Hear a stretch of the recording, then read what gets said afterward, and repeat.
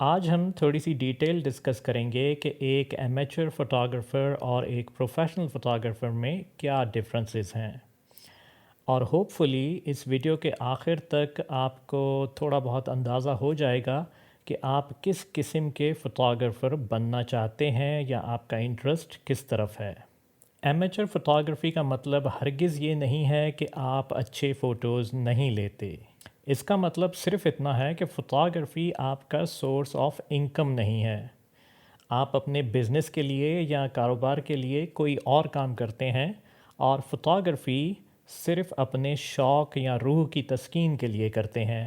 Basically financial reasons کے لیے تو آپ کوئی اور کام کرتے ہیں، کچھ ایسا جو کرنے میں آپ کے دل کو مزہ آتا ہو۔ آپ کے اندر کا جو کریٹیو آرٹسٹ ہے اس کو یہ کام کرنے میں تسکین ملتی ہے۔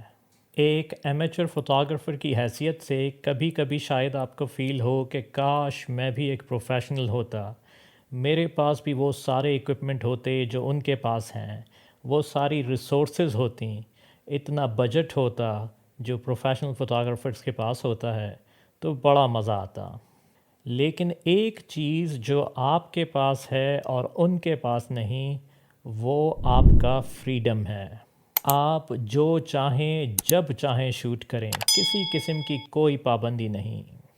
جو آئیڈیا اچھا لگے اسے شوٹ کریں، جو چیز اچھی لگے اسے شوٹ کریں، جو نیا ایکسپیریمنٹ کرنا ہے آپ کھلے دل سے کریں۔ آپ کی مرضی ہے کہ آپ فرینڈز اور فیملی کی تصاویر لیں، لینڈسکیپ کی تصاویر لیں، کسی کمپٹیشن کا حصہ بنیں یا کسی ایگزیبیشن کا حصہ بنیں۔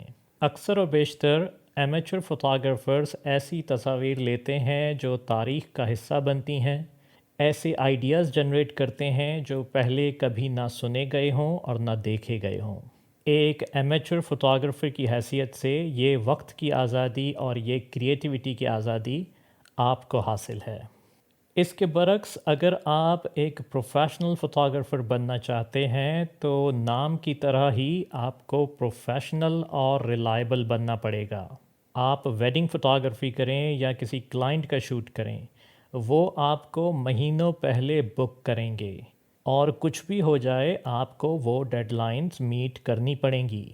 آپ کو نہ صرف اچھی فوٹوگرافی آنی چاہیے، آپ کے پیپل اسکلز بھی اچھے ہونے چاہیے، آپ کے بزنس اسکل بھی اچھے ہونے چاہیے۔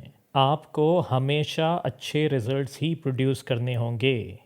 اگر کسی کی شادی ہے تو اس دن آپ کسی قسم کا کوئی میس اپ نہیں کر سکتے۔ نہ آپ یہ کہہ سکتے ہیں کہ میں آج بیمار ہوں، میرا موڈ نہیں ہے کام کرنے کا، وہ تو کرنا پڑے گا۔ میری کیمرہ خراب ہو گئی تھی یا لائٹس کام نہیں کر رہی تھیں، اس قسم کا کوئی بہانہ پروفیشنل فوٹوگرافی میں نہیں چلے گا۔ کلائنٹس کا، لوگوں کا پیسہ لگا ہوا ہوتا ہے، ان کی ڈیڈ لائنز ہوتی ہیں، ویڈنگ یا ایونٹس وغیرہ جو ہیں ان کی فکسڈ ڈیٹ ہوتی ہے۔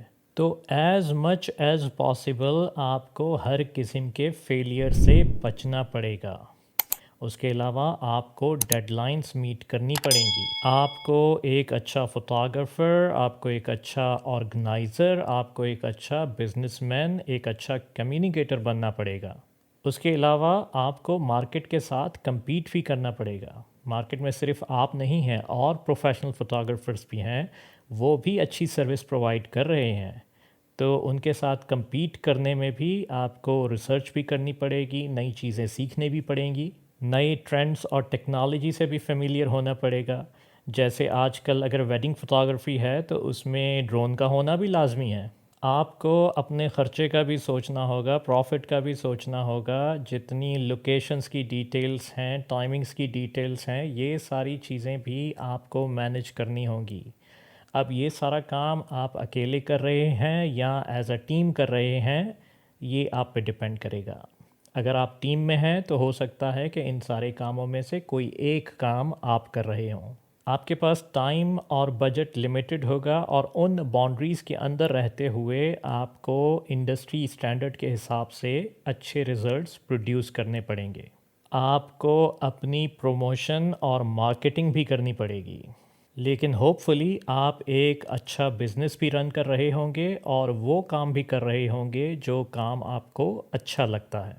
امید کرتا ہوں کہ آپ کو تھوڑا بہت آئیڈیا تو ہو گیا ہوگا کہ امیچور فوٹوگرافر اور پروفیشنل فوٹوگرافر میں کیا فرق ہے اور آپ کس قسم کی فوٹوگرافی پریفر کریں گے۔